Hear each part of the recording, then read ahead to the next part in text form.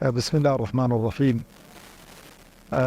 ئەو حادثەیە کە لە شۆران بوویدا بەکاربێتی ئەتوانم بڵێم هەمەسەری شۆرانی ڕەزاند و حادثەی توگێت فەجێن گوێمایی لەدەستدانی چواردە ڕۆڵەی هاو نیشتیمانیانی ئەو وڵاتە و هەندێک میوان بەخوازیارین خوای پەروەردگار لیان خۆش بێتنەوە بە هەشتی پار و بەرینیان شادکە و جەنابی مامۆستا هەم بەیان نامەی دەرکردووە هەم ئێمە بە نوێنەرایەتی مامۆستا بەشدار بووین لە پرسە و سەرخۆشی ئەو بنەماڵانە بەخوازیارین حکومەت بێتە سەرخەت و لێکۆڵینەوەی جددی بکە و بگاتە نەتیجەیەکیش نەتیجەکەشی عەلان کاتن و تەڕەفی کەمتەرخەم سزا بدرێ عوقوبە بدرێ بۆی جارێکی دیکە ئەم جۆرە کارە ساتە دڵتەزێنانە ڕوو نەدەنەوە و لە خوای پەروەردگاریش داواکارین کە لە مردووەکان خۆش بێ پلە و پایان بەرز کاتەوە و شیفای بریندارەکانیش بدا و عاقبەتی هەموو لایشمان خێرکە ئینشاءالله.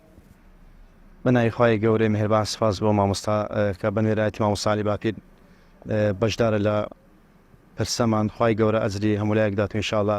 دەستخۆش لە مامۆستایەکە ئینشاءالله و دەستخۆشی لە مەڵبەندی سۆرانی کۆمەڵی ئیسلامی بکەینکەوە بەشدار بوون لە پرسە و هاوخەم بوون لەگەڵ ئێمە.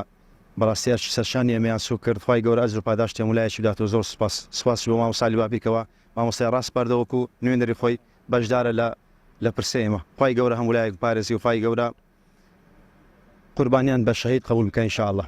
زۆر بەخت داواکاری ئینشاءالله و مامۆستا بەشێک لە داواکاری دەبنەوە داواکاری هەموو خەڵکی کوردستانە بە تایبەتی بنەماڵەی ئەو قوربانیانەکەوە بەجددی حکوومەت بێتە سەرخەت و لایەنی کەمتەرخەم سزا بدات. ئێمە بەڕاستی چاوەڕێی حکوومەتین، چاوەڕێی یاسا سەروەر بێت و تا ئێستا هیچ قسێکمان نەکردووە. چاوەڕێی یاساین، چاوەڕێی حکوومەتین، چاوەڕێی ئەو راپۆرتین کە بەرگری شارستانی ئامادەیە کات و نەتیجەی ئەو راپۆرتە و لایەنی کەمتەرخەم دەستشان بکرێ و سزا بدرێت و ئەگەر نا بەڕاستی قسەی خۆمانە بێت.